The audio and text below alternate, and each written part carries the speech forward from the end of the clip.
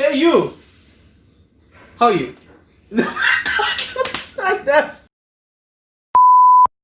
Hello there, my name is Aaron. In today's build, I'm going to show you how I transform this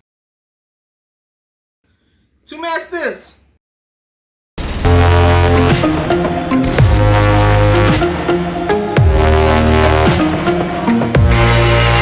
I'd like to take this time to introduce my colleague, Scarlett. Welcome to YouTube, Scarlett. To start this build, we will be removing the drawers and taking off the top of the cupboard to make it easier for us to work with. I want a total height of 600 millimeters, so we'll be cutting 250 millimeters off each leg. We have to remove all the handles and locks so it looks like this. Because even though these wooden handles might have been in fashion 12,000 years ago, I want to replace them with some modern chrome handles. Before we put in the handles and locks, we first have to re-drill the holes to accommodate the new handles and fill in all the old holes or imperfections. To make accurate holes, we first have to find the center of the doors and drawer faces. First we measure from the outside of one side of the handle to the inside of the other. This is in essence the center hole to center hole, which in my case is 96 millimeters. We then transfer this measurement to each corner of the drawer faces. Then we use an old straight edge of wood we can find and join each of those marks to the opposite side corner. So, top left mark joins to the bottom right corner, top right mark joins to the bottom left corner, bottom left mark joins to the top right corner, and then bottom right mark to the top left corner. Wherever the lines cross is where we will drill the holes for the handles. Don't forget to match a screw to the right wood butt. I find this the fastest method when working on small projects instead of making a jig. Now that that's done, it's time to sand this puppy down. Not this puppy, this puppy.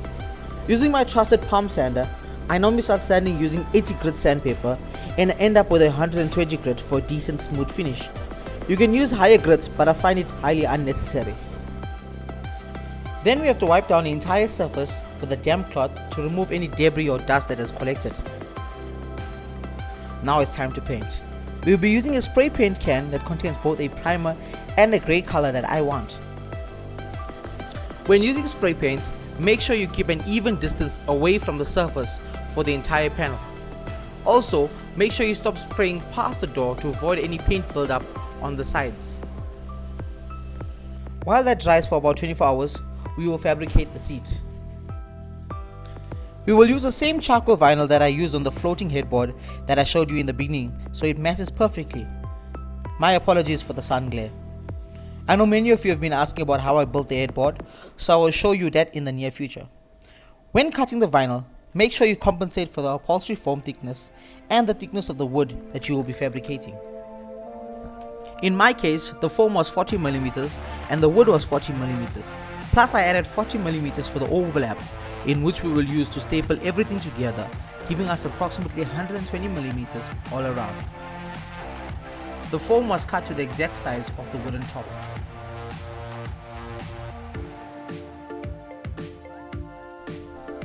Now we lay the vinyl upside down with the foam on top of that, and then the wood on top of the foam, while making sure everything is centered. Then we start stapling using the spring-loaded staple gun that I got for around 70 bucks from Cash Crusaders. I normally start stapling in the center of the longer side so we can get nice clean corners when we finish the shorter sides. Make sure to put enough tension when stapling the vinyl to get nice straight lines on the seat. Look at those beautiful corners.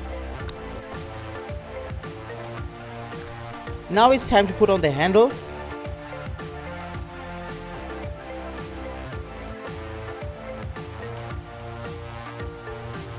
and the locking mechanism. To install the lock, you will need a 20mm drill bit, but a paddle bit works just great. So first, we measure where you want your lock to be. We measure from the center of the lock to the end of the latch. Then we minus the door overlap on the cupboard face. When you get your mark, use the paddle bit and drill through, but stop when you see the tip coming out the other side to prevent breakthrough. Then just drill from the opposite side and you're ready to go. Since I already have the old lock holes, we'll be using those. Now you just drop in the lock and put this collar on it and press it into the wood a little bit. Then we put on a washer and tighten that down first with our hands.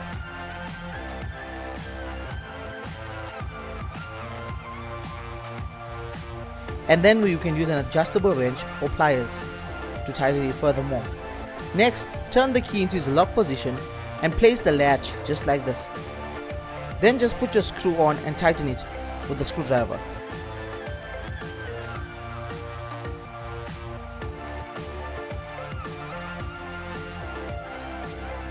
All that's left to do is to screw down the top onto the base. First I center the seat. Then I drill some pilot holes. And then I screw the base to the seat. You will notice that I kept the original hinges and drawer railings just to keep the cost as low as possible and because they work perfectly fine.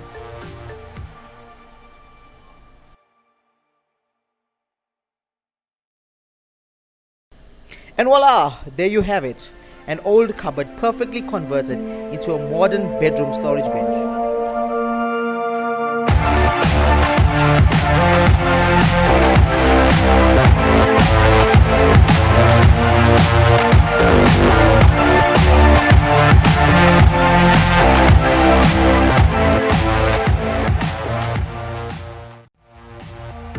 If you like this video, please hit the bell icon and subscribe for the next build.